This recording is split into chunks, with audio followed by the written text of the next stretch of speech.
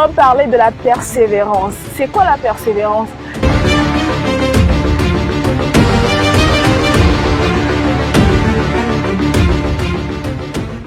Shalom à tous, j'espère que vous allez bien.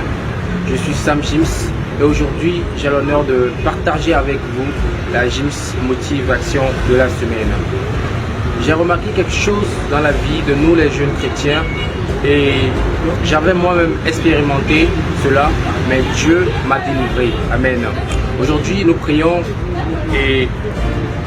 jour et nuit, nous méditons la parole de Dieu, nous lisons tout ce que Dieu nous a promis dans la Bible. Malheureusement pour nous, nous n'arrivons pas à placer complètement confiance en Dieu. Nous faisons plutôt confiance à cette tante, à cette personne qui est mieux placée pour nous trouver ce job, ce poste. Et à chaque fois, ces personnes qui n'ont pas encore eu la grâce de recevoir Jésus comme leur sauveur personnel et Seigneur, nous font des promesses qui n'honorent jamais. Ils vont te demander par exemple d'apporter ton CV, mais tu ne trouveras jamais ce boulot et ça devient une routine. Savez-vous pourquoi? C'est parce que Dieu a un plan pour nous et il ne veut pas que la gloire revienne à cette personne.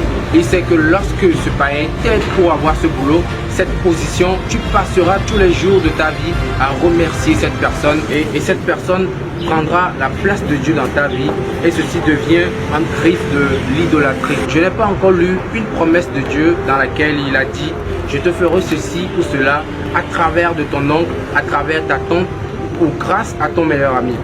Quand je lis 1 Samuel 2 verset 8, il a dit « De la poussière, il retire le pauvre, du fumier, il relève l'indigent pour les faire asseoir avec les grands.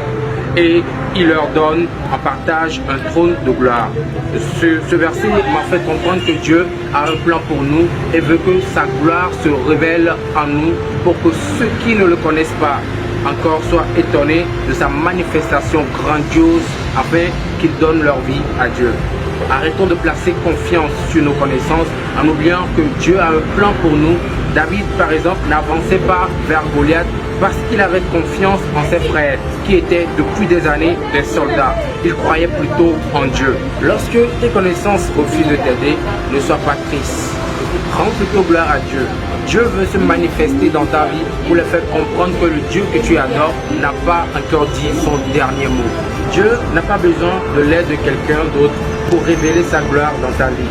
Les membres de ta famille qui ne connaissent pas encore Christ, tes aînés qui n'ont pas encore confessé Christ et qui sont à des postes vraiment élevés, ne vont pas t'aider car il n'y a pas de lien entre la lumière et les ténèbres. Ils ont fait peut-être des alliances avec le prince de ce monde.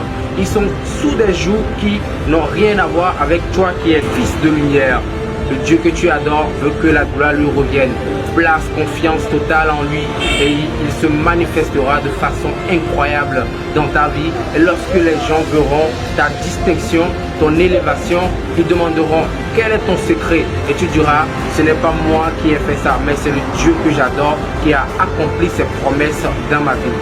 Que le Seigneur bénisse quelqu'un et que le Saint-Esprit nous aide pour croire complètement en Dieu afin que ses promesses se manifestent dans notre vie. Bonne semaine à tous.